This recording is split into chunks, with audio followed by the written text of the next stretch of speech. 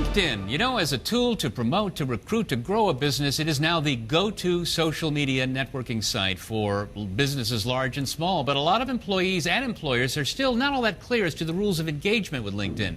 J.D. Gershbein knows all about it. He's the CEO of Alish Communications, which advises clients large and small on best practices for business use. Now, I'm really confused of late because there have been so many changes to LinkedIn. I assume a lot of users are. That is the one constant on LinkedIn, change. And the changes are moving LinkedIn from more of a static site to more of a dynamic, results-oriented, activity-focused site.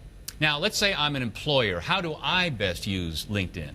Well, if you're an employer, you're into finding and retaining key people. So you're out there mining the talent field. And sadly, there are so many people who need employment, who need jobs. They're on LinkedIn, and they are marketing themselves on the site. Yeah, because job seeking, that was the original plan for LinkedIn, wasn't it? And it seems to be going back to those roots now, Bill, because you have more job seekers being creative in their job search. They're networking their way to opportunities. Am I wrong? But it seems like LinkedIn is looking more and more these days like Facebook.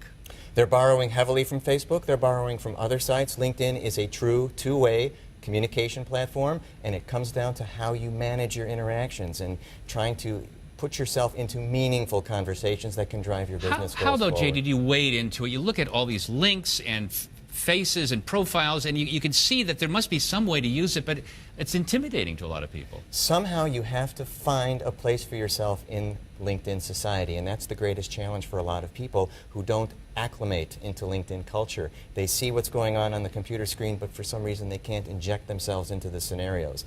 Achieving on LinkedIn does require some intuition, some insight, and the ability to drive conversations forward. And a little experimentation, too. Let me ask you about the unsolicited connections that keep coming forth of late.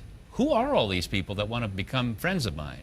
Your guess is as good as mine, because I'm not immune to that as well, and I see more and more people finding me through some way. Perhaps connections in common, perhaps on the people that I might know feature. I'm getting invitations that don't speak to why a connection is valuable. It's a default standardized invitation, not personalized. How can that possibly drive a relationship? Best advice might be don't accept those invitations. Case-by-case basis. All right, J.D. Gershbein from Alish Communications, thanks so much. My pleasure.